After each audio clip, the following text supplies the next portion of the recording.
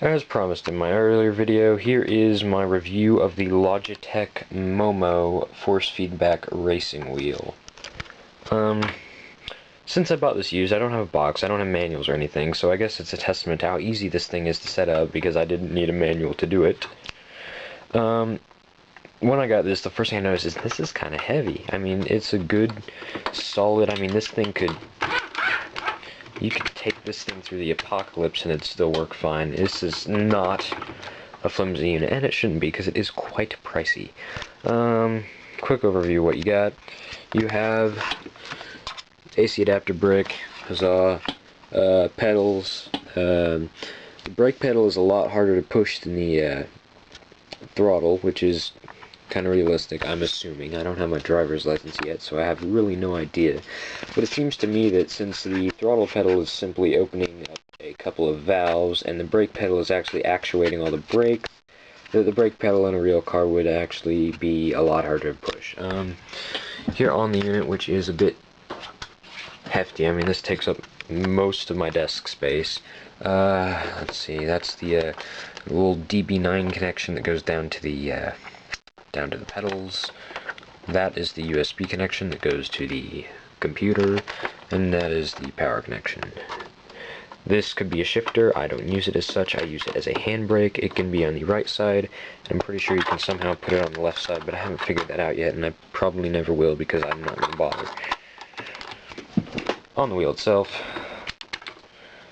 flappy paddle gear shifters, which are really nice, solid.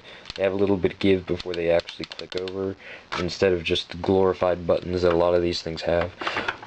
It's completely rubber all the way around here. One solid piece of rubber. Feels really nice in the hand, pretty ergonomic, really easy to reach the, even for my small hands, to reach the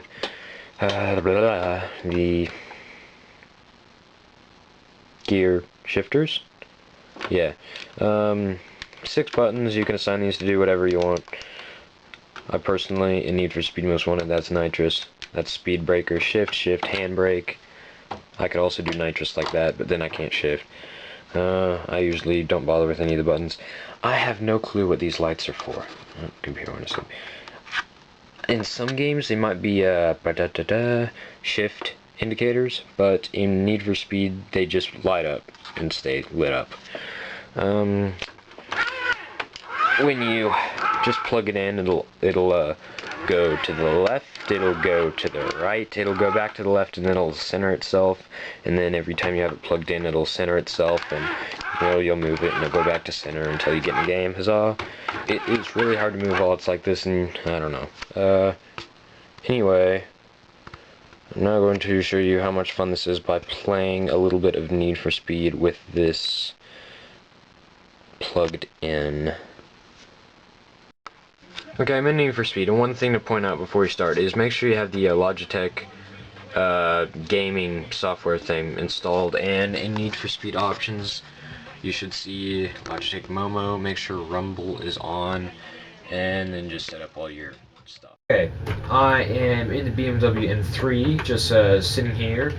And when you're racing, one very interesting thing about the force feedback on this wheel is when you start to go around a corner and you lose it, normally the wheel's all nice and tight and it's trying to keep you centered and you're working against it and all that. But as I'll demonstrate by doing a donut here,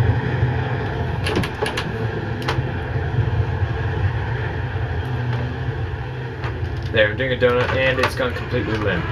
No resistance whatsoever.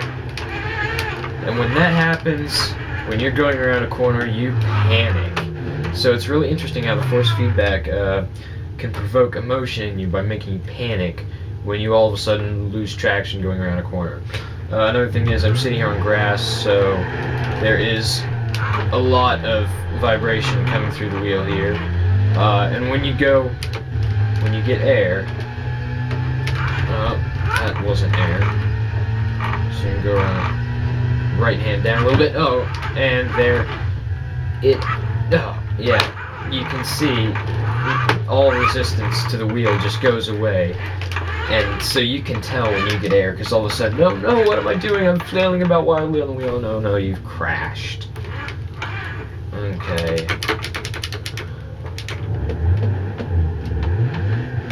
pedals are really nice, although I often forget about the brake. They have a, oh, there we go. They have a,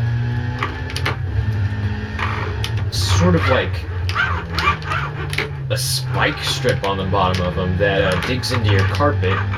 It doesn't hurt your carpet any, but it keeps the wheel from moving about when it's well, say on your carpet, if it's not on a linoleum surface or something. Enough flailing about Wildland Golf Course. I will now lose a race. But that's really nice, and it does work quite well. These things stay solid right where they were. Let's see, go back. I want race. Now, my excuse here is because I have my extremely complex, sophisticated, and high-quality recording mechanism, which is a camera sitting in front of my monitor. I have to steer through the camera, so I'm most likely going to be rubbish. The other reason I'm going to be rubbish is because I just got this wheel yesterday, thus have no clue what I'm doing. I'm just going to turn off the traffic and go easy on me. Yes, I know. Watch me lose the easiest race in history, if I can just remember to shift. Okay. I'm gonna be so tired when this race is done.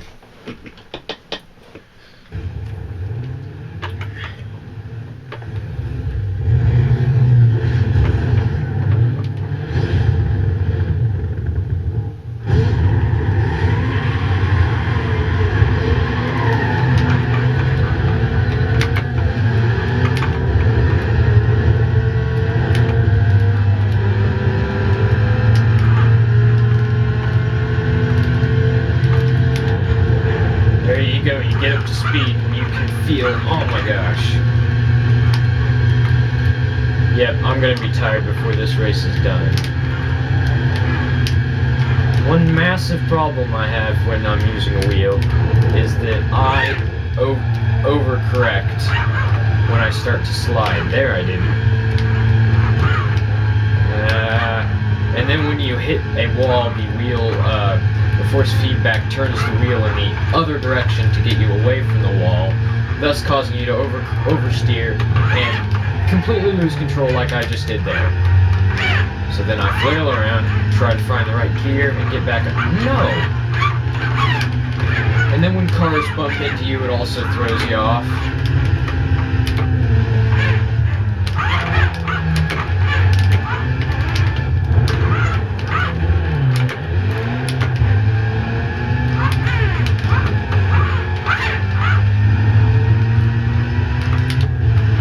This is a massive mental workout.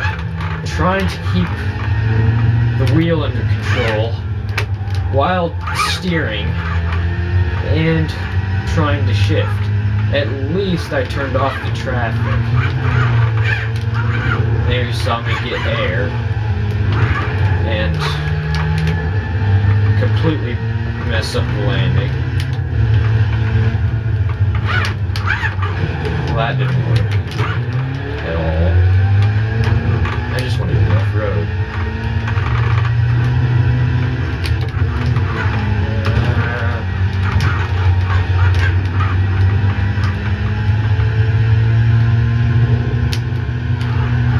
Oh yeah, nice turn, right into a bunch of trees. As you can probably hear, the wheel is a bit quiet. I don't know if that's because I've bought it used. I don't know if all of them are like that.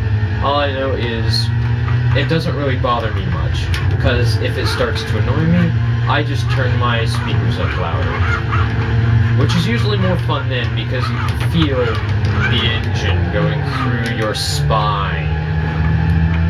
Mostly because I have my speakers duct taped to the back of my chair here. Gotta remember to shift, That's bad. That's worse. That's not good either. Nitrous.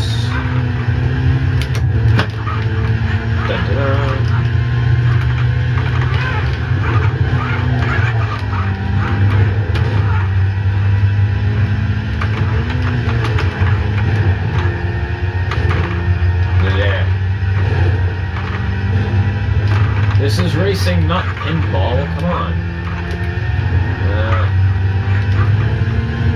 Laughing gas to the rescue, I guess. Jeez.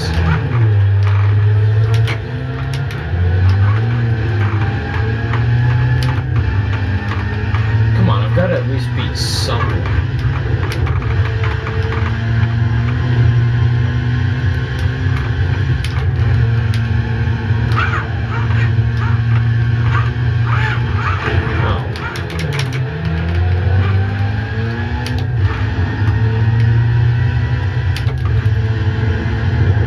Entering Bayview, dawn of day one.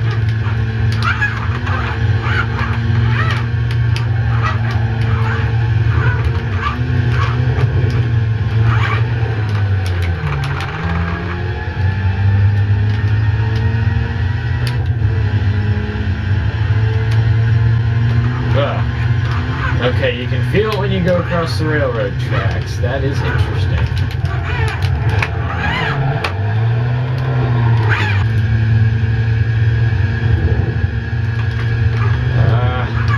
Really fast, the force feedback is working against me just tremendously.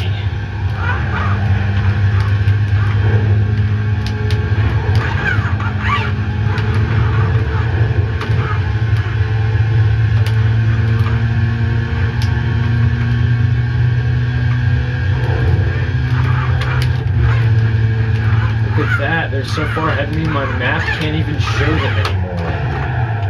And I spin out again from overcorrecting.